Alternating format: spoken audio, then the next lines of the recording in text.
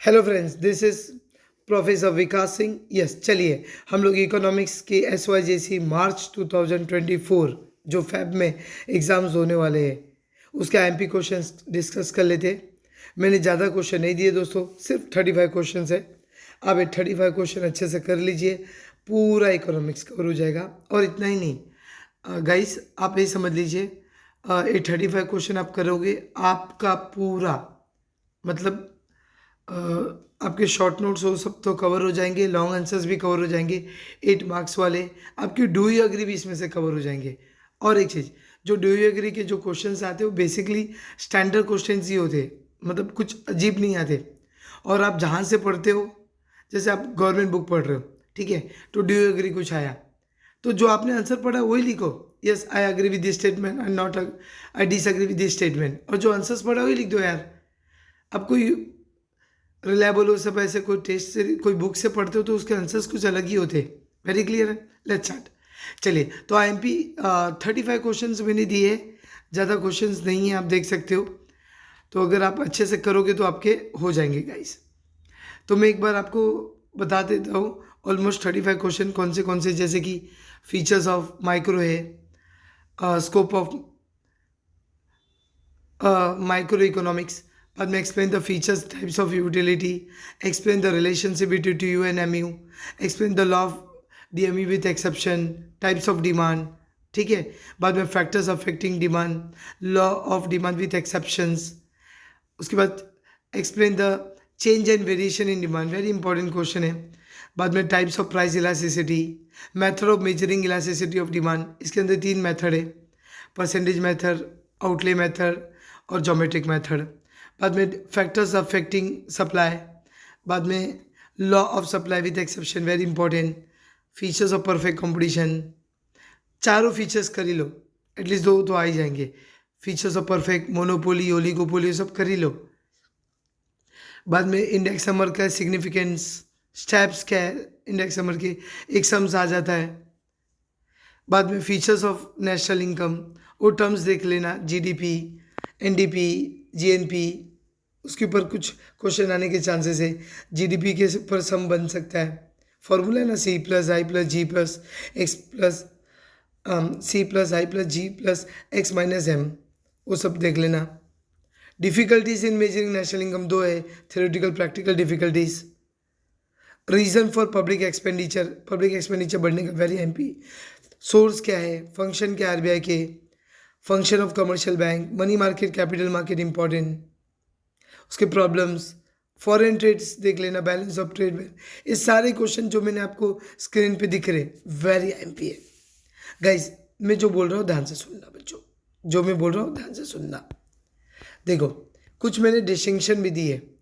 Actually economics में ना दोस्तों ऑलमोस्ट 60 डिस्टिंक्शन है, 60, मैंने सिर्फ 15 दिए। और एक चीज़, इकोनॉमिक्स में सिर्फ 2 पॉइंट लिखा करो। आप क्या होता है, आप 4 पॉइंट लिखने जाते हो, पेपर छूट जाएगा। बाद में वो लास्ट क्वेश्चन नंबर 6 जो 8 मार्क के, उसमें टाइम कम पड़ जाएगा, 2 पॉइंट ही चाहिए। हाँ, ये रूल है, फर्स्ट पॉइंट मीनिंग होना चाहिए, बट कोई दिक्कत नहीं है, बट मीनिंग हो और ठीक ठाक, मतलब 2 पॉइंट से ज़्यादा मत लिखो यार। टाइम 6 ही मार्क का है ना इकोनॉमिक्स में, एक एक डिस्टिंक्शन 2 ही मार्क का है। ओसीएमओ सब में 4 मार्क का है, वहाँ पे आप 5-6 पॉइंट लिख दो चलेगा, यहाँ पे 2 ही पॉइंट लिखा करो।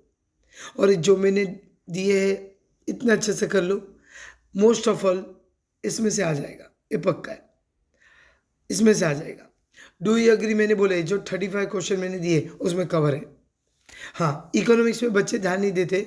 आपको 40 मार्क का तो ऑब्जेक्टिव है। कैसे ऑब्जेक्टिव, 20 मार्क के प्योर ऑब्जेक्टिव हो गए, आइडेंटिफाई टर्म 6 मार्क के हो गए, डिस्टिंक्शन 6 मार्क के हो गए, और केस स्टडी वो सब आपके 8 मार्क के हो गए, तो ये 40 हो गया।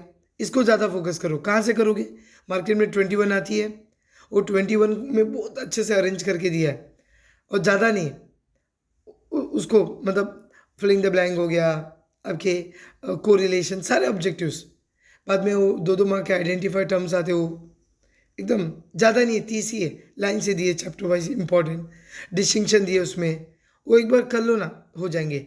आपको नहीं मिल रहा है तो मैं कमेंट सेक्शन में मैं अटैच करने की कोशिश करता हूँ, अटैच कर देता हूँ PDF फाइल, आप देख लेना वहाँ से पूरे, ठीक है। बहुत प्यारा है, 40 मार्क का तो ऑब्जेक्टिव है। लॉन्ग आंसर पे फोकस किया करो। लॉन्ग आंसर दो दो आएंगे, 8 मार्क के, 16 मार्क के। ठीक है, वेरी क्लियर है। और मैं एक बार पूरे रिवीजन वीडियो बनाने वाला हूँ गाइस। मेरे यूट्यूब चैनल पे आप जाके मतलब मैंने अभी IMP डाला है, बाद में मैं एकदम शॉर्ट शॉर्ट वीडियो बनाऊंगा 5-5 मिनट के, सारे इंपॉर्टेंट क्वेश्चन के 5-5 मिनट के। ठीक है, तो आप देख सकते हो, तो आप चैनल पे देख सकते हो, कोई दिक्कत नहीं है। और सेकेंड थिंग मैं बोल रहा था, हाँ बच्चों, एग्ज़ाम में इकोनॉमिक्स में 40 मार्क का ऑब्जेक्टिव है। ठीक है, ये तो हो गया। इकोनॉमिक्स में always start with question number 1। Question number 2 को अवॉइड करो।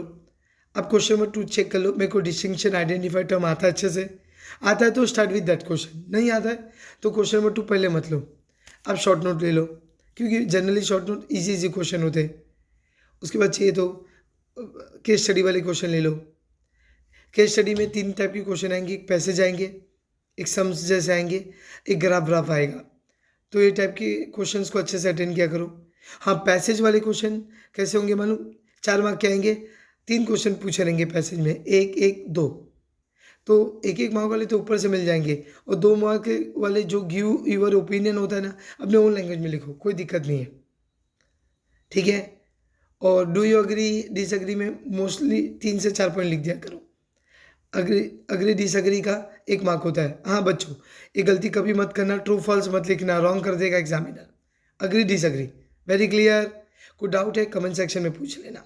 ठीक है, कैसे स्कोर करने वाला है, मैं एक वीडियो बनाने वाला हूँ। फिलहाल मैं IMP क्वेश्चन के लिए वीडियो बनाया था, एक बार गो थ्रू कर लेना।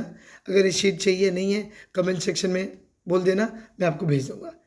ठीक है, तो दोस्तों एकदम अच्छे से पढ़ो, ये है कुछ इंपॉर्टेंट क्वेश्चन आपके लिए। ठीक, तो आज के लिए वाइंड अप करते हैं। थैंक यू दोस्तों, God bless you, bye, take care.